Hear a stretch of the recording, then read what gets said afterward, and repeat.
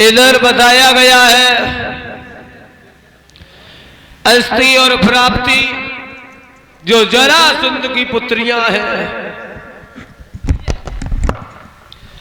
जरासंध की जो पुत्रियां हैं रो करके पहुंची अपने पिताजी के पास में, कहने लगी पिताजी तुम्हें नहीं मालूम है। जरासंध कहने लगा क्यों रो रही हो, क्या बात है? एकदम से समझा करके पत्नियां दोनों पे बोली है कंस की, पिताजी वृंदावन से दो छोरे जो आए हैं कृष्ण और बलराम, उन्होंने हमें हमारे पति देव को मौत की घाट उतार दिया है।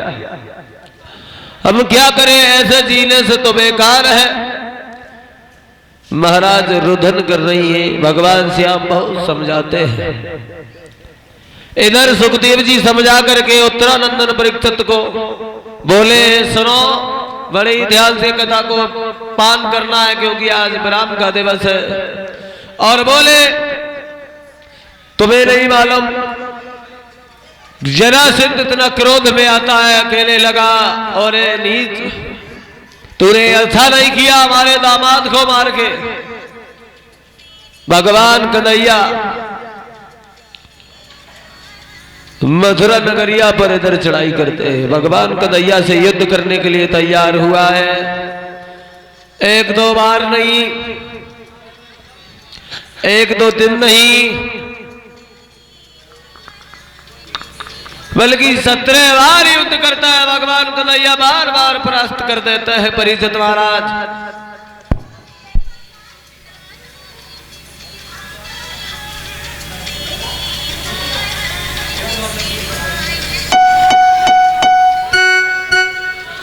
और महाराज इधर जब परास्त कर देते 18वें बार की युद्ध की बारी है, सभा को संबोधित किया है जरासंध ने।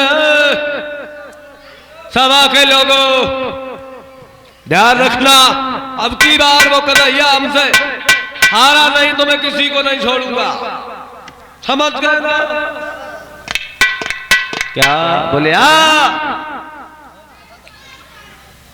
आवाज बढ़वाई थी मैंने, माइक आवाज बढ़वाई थी। और आज लास्ट दिन आए जितनी बढ़ाए थे। इधर महाराज कहा है अगर भगवान कन्हैया नहीं आ रहे, वो दुष्टम से नहीं आ रहा तो समझ लेना मैं किसी को जिंदा नहीं छोड़ेंगे। क्या बोले? हाँ, किसी को जिंदा नहीं छोड़ेंगे। सभी जनता त्राह त्राह मांग करने लगी है, दीनबंधु करुणा निधान, अब की बार तुम हार जाओ।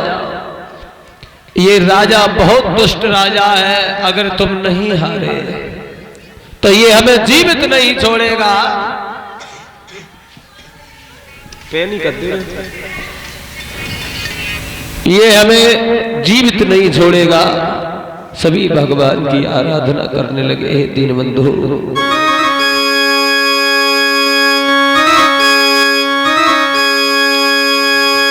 कि तेरे सुनो ये तकारी, हे दीनबंधु, कि तेरा सुनो ये तकारी,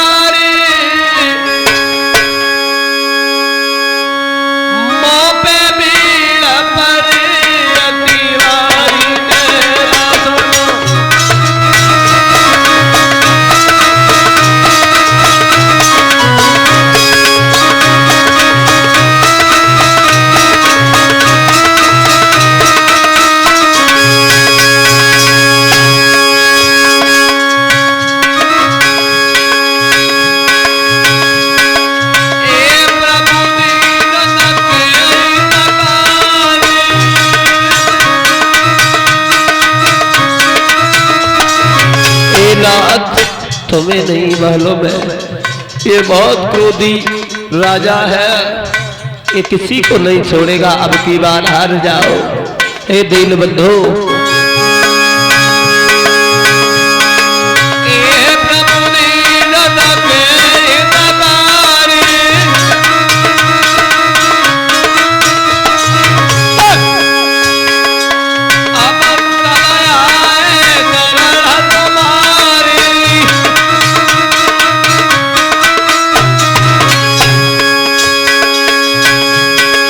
सोचो ने कया सोरारी सोचो ने कया सोरारी मोते मेरा परी अतिवारी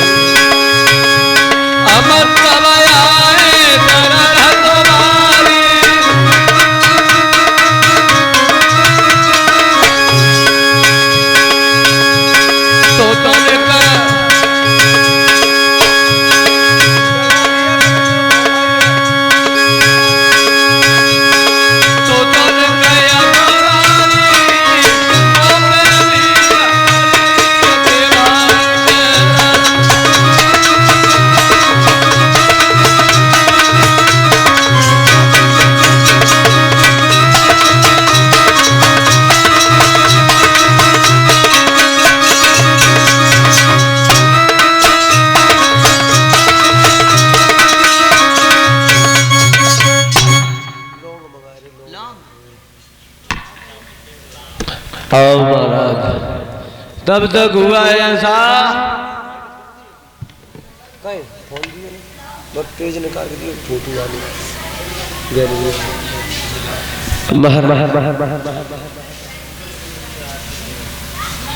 इधर जरासंध युद्ध के लिए तैयार हो रहा है और तब तक उधर से जरासंध को एक मित्र है बहुत खास मित्र है जिनका नाम है कालियावन।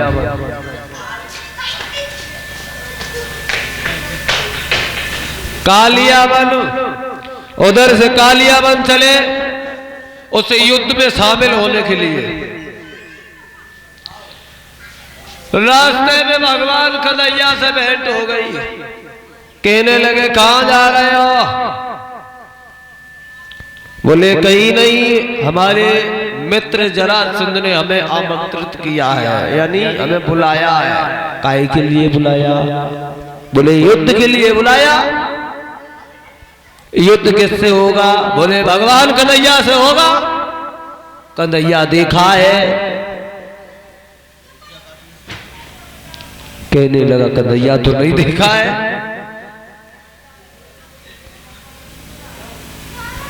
कहने लगा कन्हैया वो कोई और नहीं है, वो हमें सामने खड़े हैं। क्या? बोले हाँ। देख लिए मित्र के प्रति, हालांकि कालियावन भले द्रोणाचार्य हो, मित्र के लिए यही भावना होना चाहिए कि अपना दोखे गिरी और रज कर जाना, मित्र का दोखे नेहरू समाना। यानी कितना भी बड़ा दुख हो मित्र के ऊपर, एक पहाड़ के समान दुख हो, अगर मित्र सच्चा होगा तो वो एक मिट्टी के कण के बराबर समझेगा। ये ध्यान रखना परिचय। कहने का मतलब है दुख और सुख में जो साथ देता है वही सच्चा मित्र होता है। न मैंने तो खुद देखा है, मुसीबत वाली गली में बहुत कांटे हुआ करते हैं महाराज। जो उस घड़ी से गुजर के आता है उसे सब मालूम होता है। जो अपने होते वो तो भूल ही जाते हैं जब मुसीबत पड़ती है, और जो पराए होते हैं वो तो बहुत ही जल्दी भूल जाते हैं, सब किनारों कर जाते हैं। क्योंकि वो घड़ी हमने भी देखी है। अपने जीवन में स्वयं। महाराज कवि ने लिखा है, नहीं चाहिए दिल दुखाना किसी का, क्योंकि सदा न रहेगा जमाना किसी का। लगा सको तो बाग लगाओ, पर आग लगाना मत सीखो, और कमा सको तो धर्म कमाओ,